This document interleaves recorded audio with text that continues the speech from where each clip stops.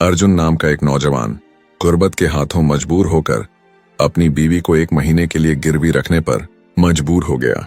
एक मुआहिदा किया गया और बदले में कुछ रकम ले ली गई। जिस शख्स के हाथ वो औरत गिरवी रखी गई वो एक बूढ़ा ताजिर था। वो बूढ़ा ताजिर एक खूबसूरत शहजादी जैसी नौजवान औरत के साथ रातें गुजारता रहा, लेकिन आगे क्या हुआ? क्या वो औरत अपने शौहर के पास लौट आई या वो सारी जिंदगी उस बूढ़े दरिंदे की कैद में रह गई?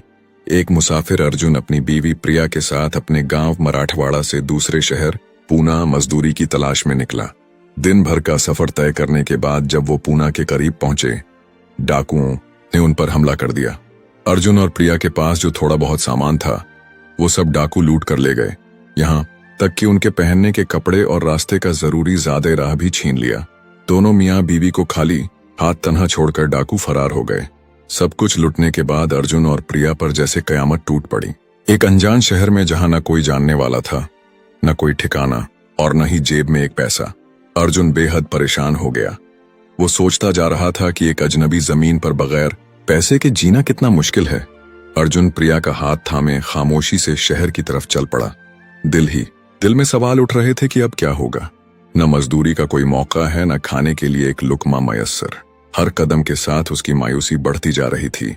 चलते चलते अर्जुन की नजर पूना के बाहर एक सायादार पीपल के दरख्त के नीचे बैठे एक बुजुर्ग साधु पर पड़ी।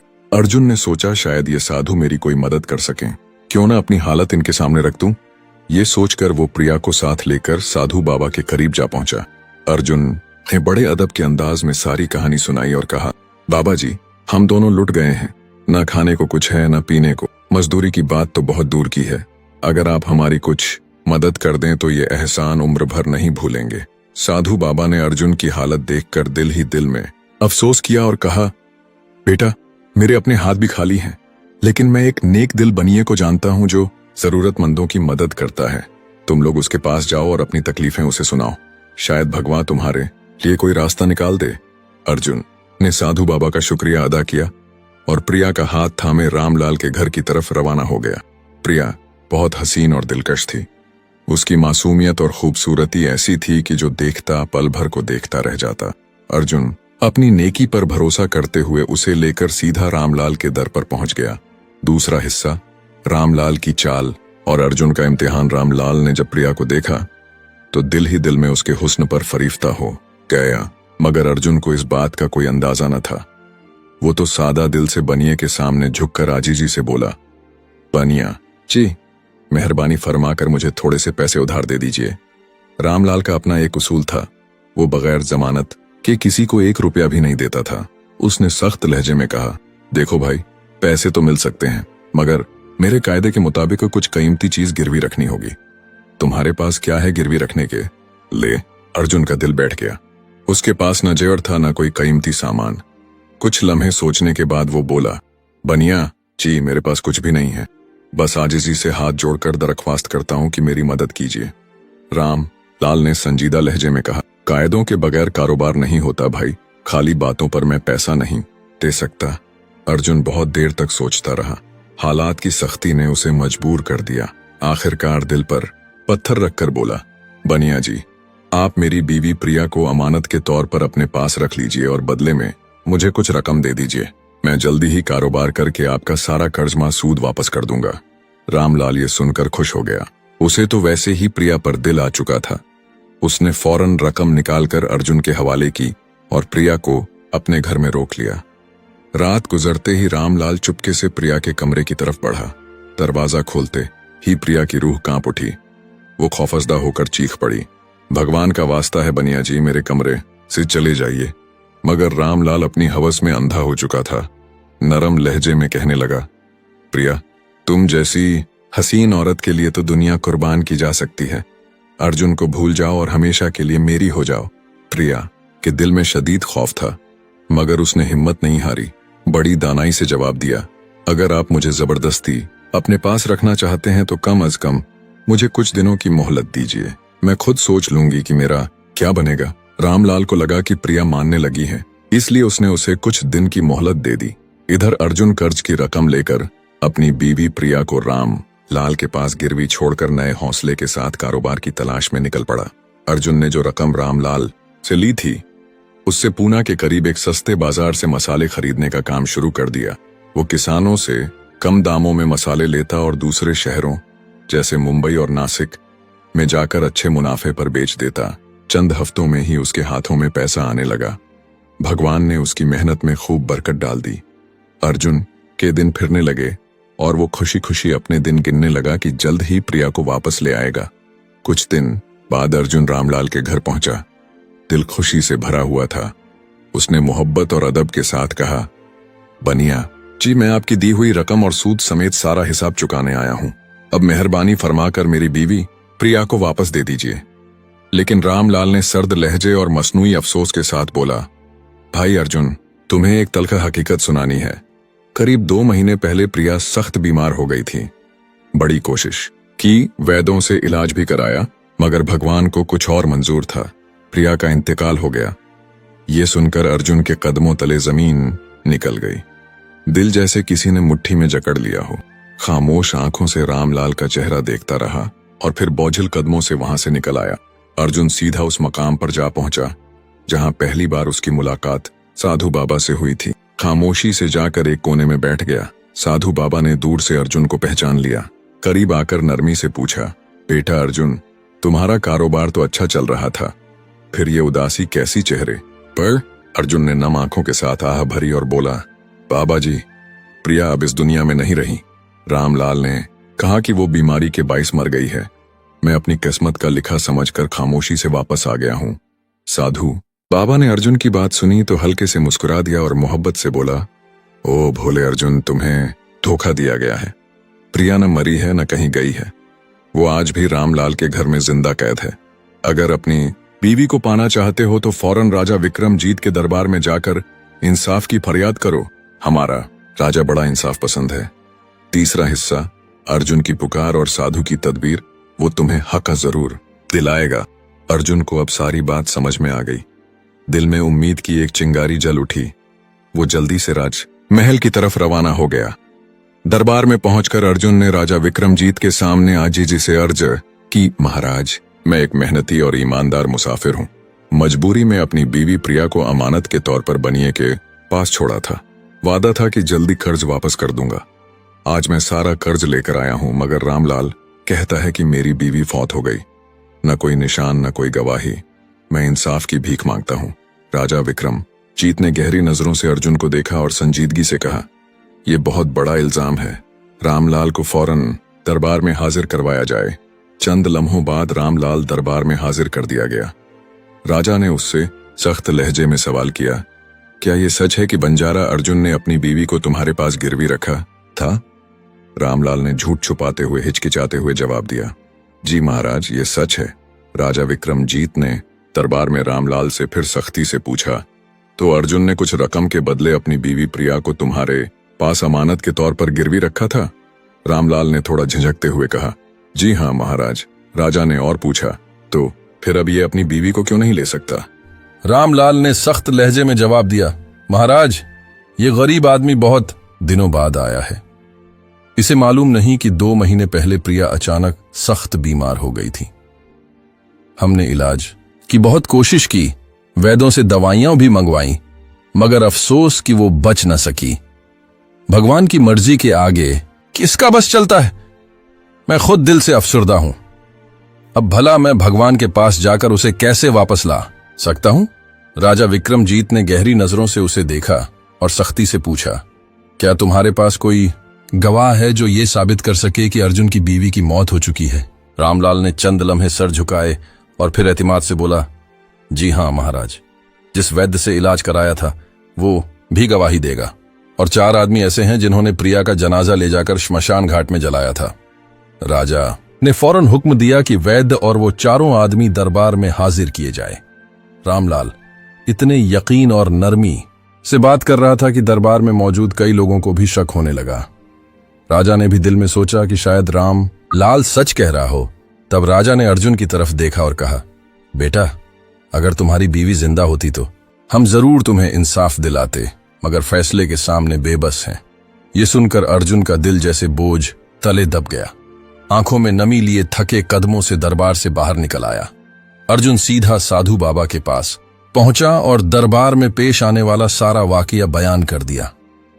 साधु बाबा ने सर झुकाकर गहरी सांस ली और अफसोस भरे लहजे में कहा, मैंने राजा विक्रमजीत को इतना सादा दिल नहीं समझा था।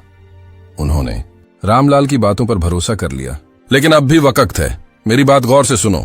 साधु ने अर्जुन को करीब बुलाकर कहा, जाओ राजा के दरबार में और अर्जा करो। महाराज, अगर आप चाहें तो 3 घंटे के लिए अपना तख्त साधु बाबा को दे दीजिए, फिर मैं आपको दिखाऊंगा कि असल इंसाफ क्या होता है। अर्जुन ने साधु बाबा की बात दिल से लगा ली और उसी वक्त राज दरबार की तरफ रवाना हो गया। दरबार में जाकर अर्जुन ने पूरे अदब से राजा के सामने अर्ज की, महाराज, अगर 3 घंटे के लिए साधु बाबा को अपना तख्त सौंप दें तो शायद मैं इंसाफ हासिल कर सकूं। राजा विक्रमजीत ने थोड़ी हैरानी से अर्जुन को देखा, फिर नरमी से कहा, अगर तुम्हें इससे तसल्ली हो जाएगी तो मुझे कोई एतराज नहीं। चौथा हिस्सा, साधु बाबा की अदालत। तुम अपने साधु बाबा को ले आओ। अर्जुन तेजी से लौटा और साधु बाबा को ले आया। दरबार में पहुंचते ही राजा ने इज्जत से साधु बाबा को अपने तख्त पर बिठाया। साधु ने दरबार संभालते ही बुलंद आवाज में हुक्म दिया, रामलाल को पेश किया जाए। चंद लम्हों बाद रामलाल हाथ जोड़ते हुए दरबार में लाया गया। साधु ने गहरी आवाज में सवाल किया, राम लाल, क्या तुम्हारे पास कोई सबूत है कि 2 महीने पहले अर्जुन की बीवी प्रिया का इंतकाल हो गया था? रामलाल ने पसीना साफ करते हुए कहा, जी महाराज, मेरे पास गवाह मौजूद हैं। साधु बाबा ने बुलंद आवाज में हुक्म दिया, उन गवाहों को अभी पेश करो।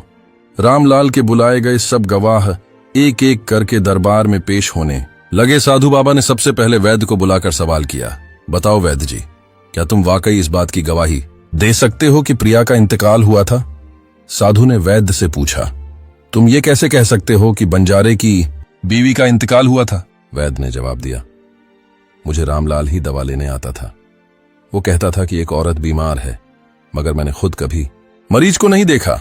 साधु ने हैरानी से पूछा, यानी तुम यकीन से ये नहीं कह सकते कि दवा बंजारे की बीवी के लिए ही ली जाती थी? वैद्य ने नदामत से कहा, जी, मैं यकीन से नहीं कह सकता, लेकिन हाँ, रामलाल मुझसे दवा जरूर ले जाया करता था। साधु ने सख्त लहजे में कहा, तो इसका मतलब यह हुआ कि तुम मरीज को देखे बगैर ही दवा दे देते थे? ये तो बहुत ही अजीब बात है। अगर तुम दवा के बजाय जहर देते तो हो सकता है तुम्हारे दिए गए जहर से ही बंजारे की बीवी की मौत हुई हो। साधु की बातें सुनकर वैद्य का चेहरा खौफ से पीला पड़ गया। उसने गला साफ करते हुए कहा, नहीं महाराज, ऐसा हरगिज नहीं हो सकता। मैं किसी मरीज को जानबूझकर जहर क्यों दूंगा? इस तरह तो मेरी सारी इज्जत खाक में मिल जाएगी। साधु ने कहा, अब तुम कुछ भी कहो, लेकिन तुमने लापरवाही जरूर की है। तुम्हें अपने फर्ज में कोताही और एक बेकसूर की जिंदगी से खेलने के जुर्म में 50 कोड़े लगाने की सजा दी जाती है।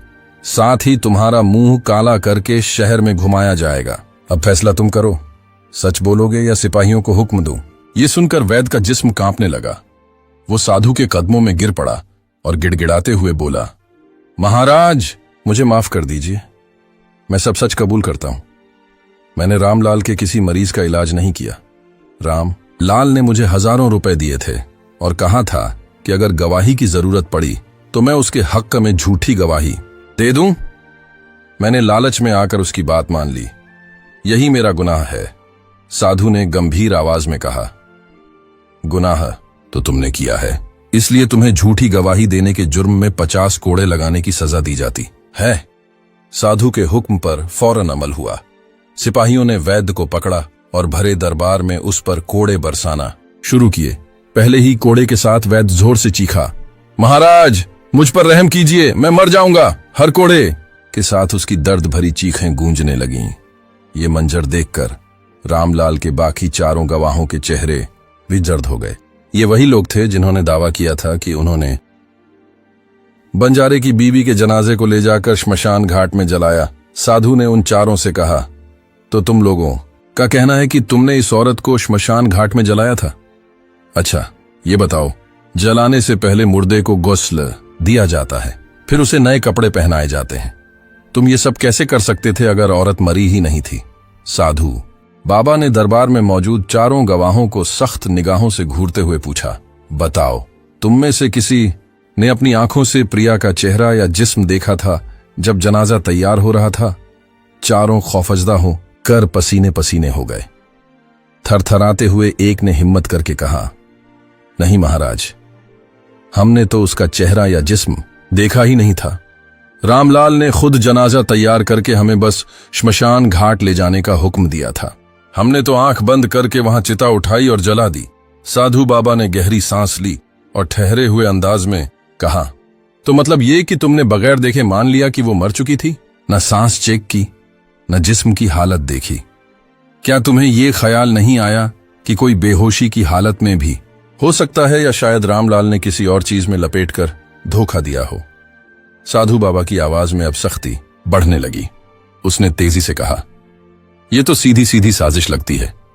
तुम लोगों ने लाश देखे बगैर एक जीती जागती इंसान को मरा मानकर जला दिया। यह न सिर्फ लापरवाही बल्कि एक संगीन जुर्म है। ये अल्फाज सुनकर चारों गवाह दम खुद रह गए। उनके माथों पर पसीने के कतरे मोतियों की तरह चमकने लगे। 5वां हिस्सा, सच की जीत और 3 नसीहतें वैद की दरबार में कोड़े खाते हुए चीखें तो वो पहले ही सुन चुके थे। अब साधु बाबा की जुबान से मौत की सजा जैसे अल्फाज सुनकर उनके हाथ पांव और ज्यादा ठंडे पड़ गए। उनकी टांगें कांपने लगीं और चेहरों का रंग एकदम सफेद पड़ गया। साधु बाबा ने फिर रामलाल की तरफ तेज नजर डाली। अब रामलाल का चेहरा भी जर्द पड़ चुका था और वो नजरें चुरा रहा था। साधु बाबा ने बुलंद आवाज में कहा, रामलाल, तुम्हारे झूठे गवाह पहले ही खौफ से कांप रहे हैं। अब तुम खुद बताओ, किसी मासूम औरत को जबरदस्ती अपने घर में कैद रखने और शौहर को धोखा देने के जुर्म में तुम्हें कौन सी सजा दी जानी चाहिए? रामलाल के होंठ कांपने लगे। वो कुछ बोलने की कोशिश कर रहा था, लेकिन अल्फाज जैसे गुम हो गए थे, सिर्फ हकलाकर रह गया। साधु बाबा ने सख्त लहजे में कहा, मेरे पास तो तुम्हें 10 साल की सख्त कैद की सजा सुनाने का पूरा हक है, लेकिन अगर तुम फौरन अभी इसी वक्त प्रिया को दरबार में हाजिर करवा दो तो शायद तुम्हारी सजा में कुछ नरमी की गुंजाइश निकल आए। दरबार में एक सन्नाटा छा गया। सबकी नजरें रामलाल पर जम गई थीं। राजा विक्रमजीत के हुक्म पर रामलाल ने जल्दी से अपने नौकरों को घर भेजा। कुछ ही देर में प्रिया को दरबार में हाजिर कर दिया गया। जैसे ही प्रिया दरबार में आई, अर्जुन की आंखों में खुशी के आंसू छलकने लगे। साधु बाबा ने नरमी से प्रिया का हाथ अर्जुन के हाथ में थमा दिया और कहा, अपनी अमानत को संभालो। फिर साधु बाबा ने अदल के तकाजे पूरे करते हुए रामलाल को झूठी गवाही देने और मासूम औरत को कैद में रखने के जुर्म में 5 महीने की कगैद की सजा सुनाई और उन चारों झूठे गवाहों को भरे दरबार में 100-100 कोड़े लगाने की सजा दी गई, ताकि सबके लिए इबरत का निशान बने। ये मंजर देखकर राजा विक्रमजीत हैरान रह गया। वो दिल से साधु बाबा की दानाई और इंसाफ पसंदी को सलाम करते हुए हाथ जोड़कर बोला, बाबा जी, आपने जो अदल का नमूना पेश किया है वो वाकई अनमोल है। आपने मुझे सिखाया कि सच्चा इंसाफ क्या होता है। साधु बाबा ने नरमी मगर गहरी आवाज में कहा, महाराज, याद रखना, एक राजा का सबसे बड़ा फर्ज सिर्फ राज चलाना नहीं बल्कि इंसाफ करना होता है, और एक शौहर का सबसे बड़ा फर्ज अपनी बीवी की इज्जत और हिफाजत करना होता है। ये कहकर साधु बाबा ने 3 सुनहरी नसीहतें राजा को दी।